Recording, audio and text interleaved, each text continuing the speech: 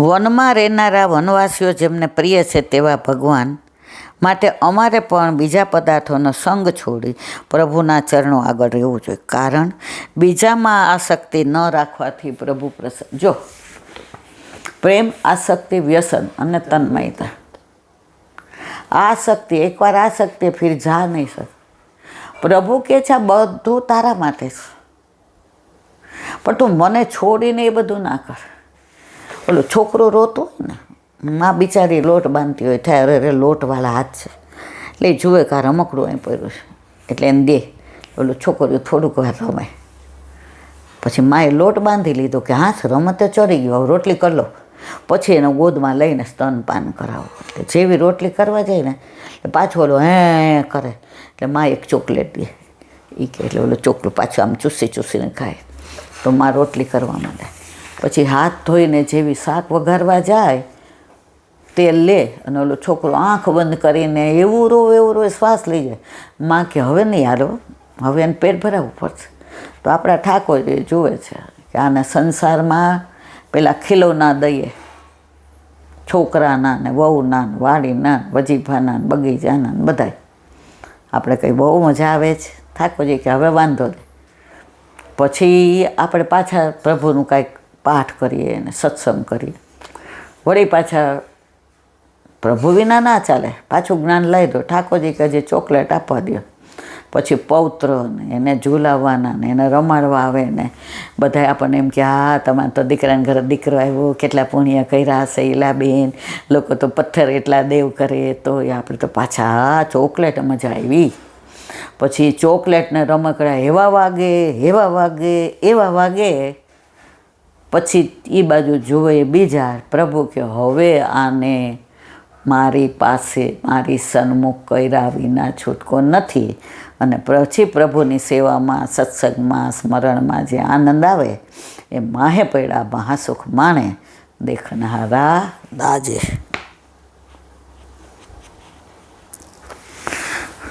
બોલો વલ્લભાધીશ દયારામભાઈના ચંદ્રાવલા. કાલે 47માં ચંદ્રાવલાને આપણે વિરામ આપ્યો, આજે 48. ભક્તિ મણી જ્ઞાન દીપક છે, ટાળે ઉભય અંધકાર. મણી અભય ધૃતિ અચળ છે, દીપકને ભય છે અપાર.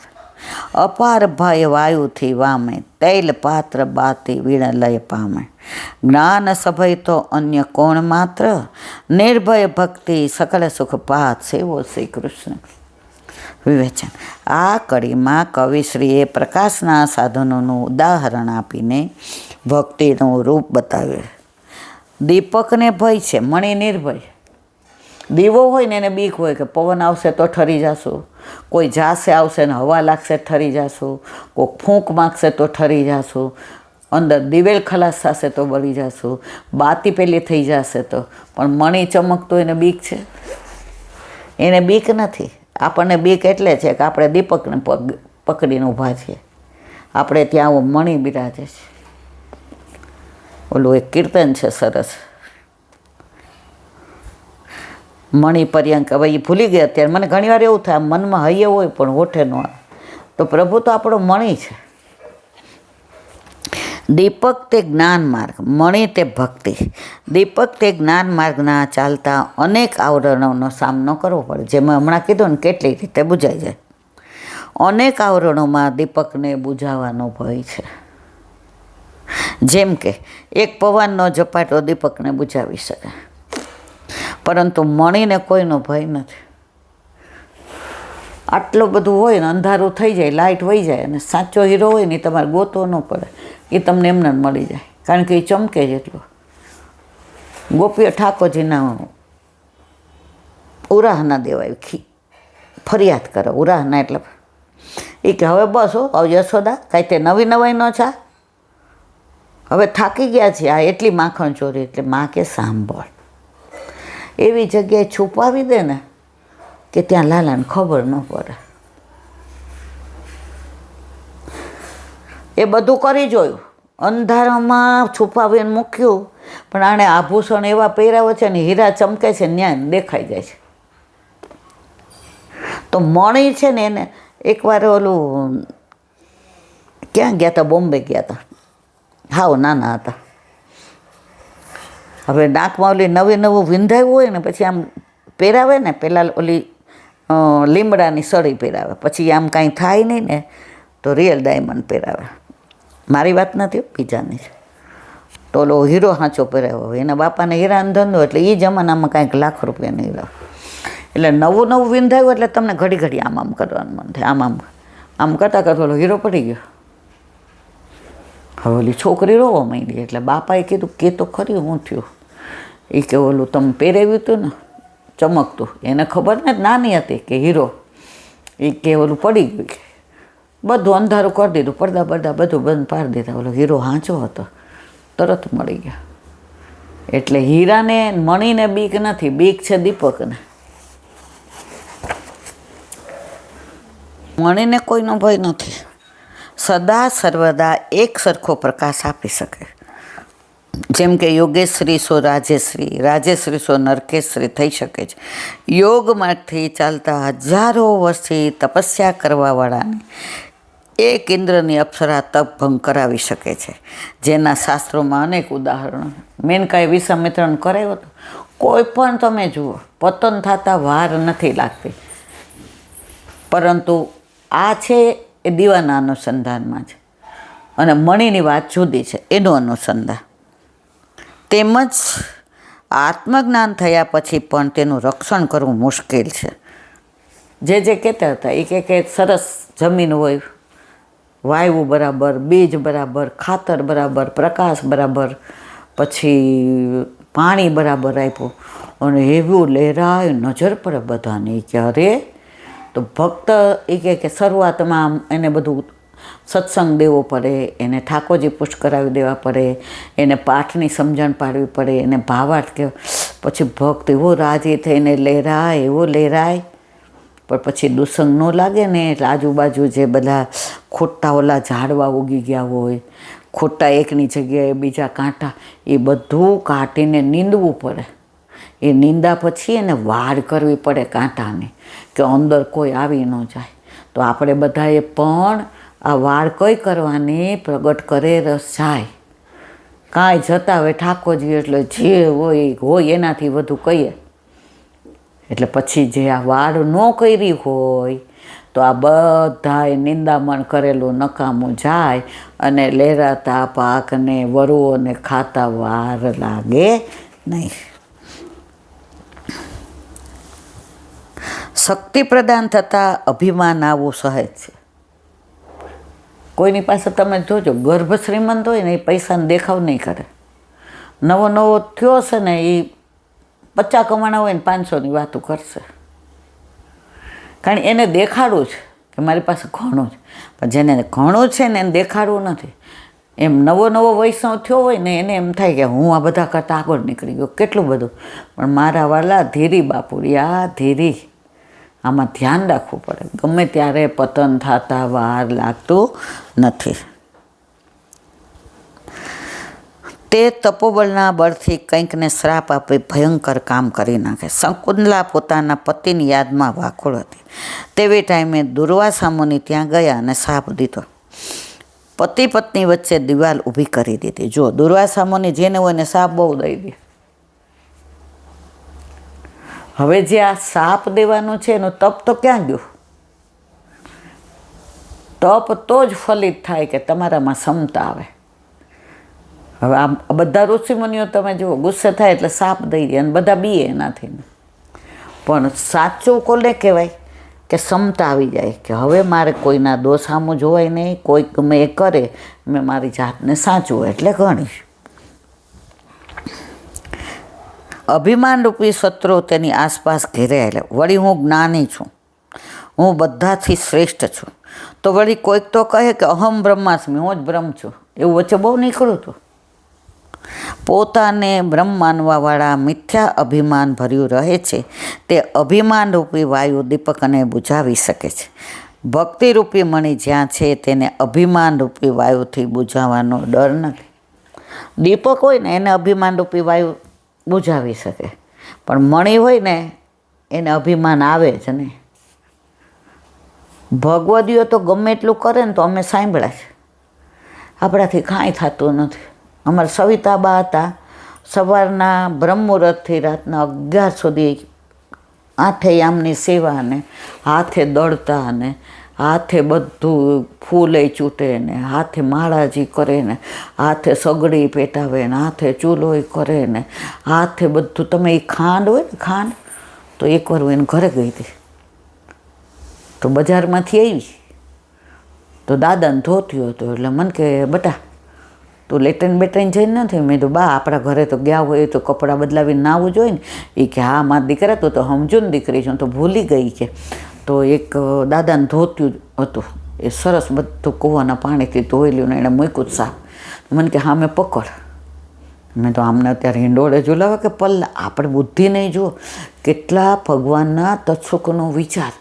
મેં પકડ્યું એટલે પછી ભાભીને બોલાવ્યા કે આવતો જરા. મેં ને બાએ પકડ્યું અને ભાભીએ ખાંડ અંદર નાખી, જે 5 કિલો, ત્યારે 10 શેર હતી, 10 શેર લેવા. પછી આમ કરી ને ભાભી વચ્ચે હાથ આમ કરે. મેં તો બા આ કેવું કરો છો? તો ભાભી કે બોલમાં, તારો થૂક ઉઠશે ને તો બા પાછા આ અંગીકાર. એટલે મને આમ હું બોલવા ગઈ ને બા મને કે એ ભાભી કે ચૂપ રહે. બધું પતી ગયું પછી અંદરથી બધું કસતો ને નીચે પડ્યું બધું, જે રોજ ને બધું ખાંડ ને ઘઉં ને ચોખા ને બધું ઓલાને ત્યાં ભેગું હોય એટલે એકમાંથી બીજામાં નાખે ને બીજામાં લો તો અંદર રોજ ઝીણી ઝીણી આવી ગઈ. તો દૂધમાં જાય તો પ્રભુ તો ફૂલથી વધુ કોમળ, પ્રભુ તો માખણથી વધુ કોમળ. તો પછી બધું પતી ગયું એટલે મને કે હવે આમાં વીણી ના વીણું. એટલે પછી ત્યાં સ્ટીલના ડબ્બા નહોતા, ત્યારે પિત્તળના હતા. મને કે બટા ભરીને મૂકી આવ જાય ગયા. પછી ભાભી પાસે ગઈ. મારે ને ભાભી નામ સારું બને, કારણ કે ટાઈમમાં હોય ત્યારે હું જ જાઉં. મેં તો આ શું કરતા હતા?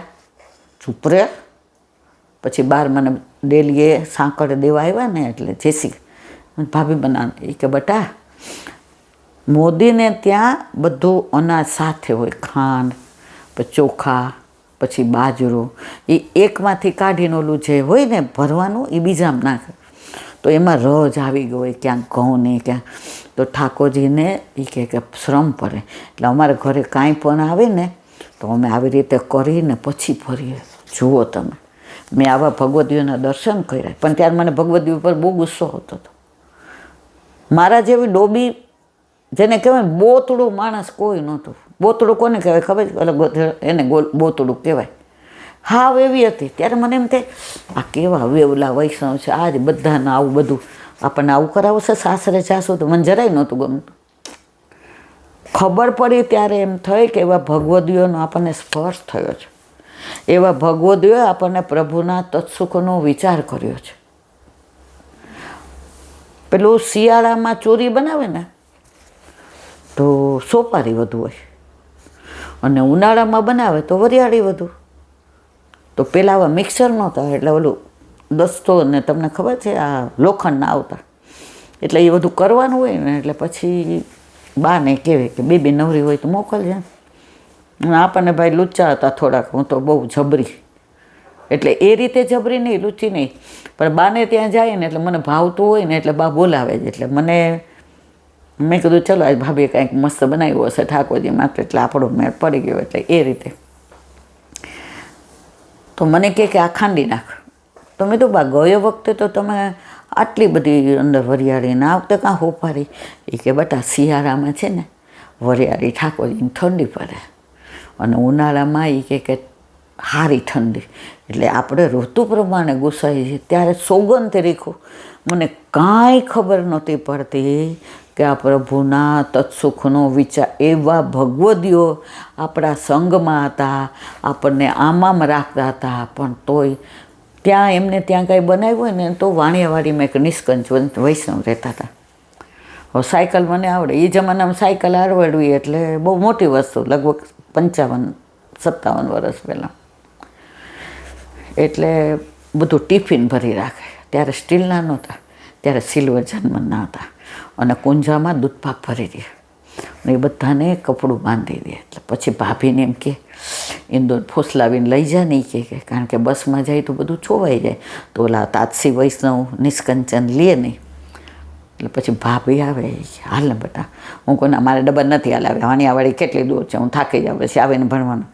એટલી ખદબદ કરું ને પછી ધીમેકથી કે પણ રાતના પછી દૂધપાક ને બધું તને જમાડીને જાય. કીધું ઓ બાપા, મને બાનો દૂધપાક બહુ ભાવતો, બહુ જ. અમારા ઘરે તો કાયમ થતો, દૂધાણું હતું, પણ બા જે દૂધપાક બનાવે, આહા હા. એટલે પછી હું જાઉં ને એટલે બધું મને સાયકલ ઉપર અંદર ડેલીમાં લેવાનું અને બા ગોઠવી દે. અને ઓલો કુંજો હોય ને એ ભાભી પાછળ લઈને બેસે ડબલ સવારીમાં, અને બાપુ છેક વાણિયામાં. અહીંથી ક્યાં જાય ખબર છે? ઇન્કમ ટેક્સથી થોડું આગળ આપણે દિલ્હી દરવાજ ત્યાં સુધી વાણિયાવાળી, તોય આપણે જઈએ. ભગવદીઓની સેવા જાણે અજાણે કરી છે, જાણી નથી કરી. ત્યારે મને એવો ભાવ જ નહોતો કે આ સેવા પણ આવા ભગવદીઓ અમને એવા સમયરા છે, એવા સમય કે અત્યારે અમે કાંઈ પણ કરીએ ને તો એમને બધા યાદ આવી જાય છે કે અમને કેટલા એણે પ્રેરણાના પિયુષ પાયા છે કે આજે બધાની આડેથી ને આમાંથી ને રંચક પણ આપણે બોલી શકીએ. તો પ્રભુના તત્સુખનો જે વિચાર કરે એ મણી, અને જાતના તત્સુખનો વિચાર કરે એ દીપક.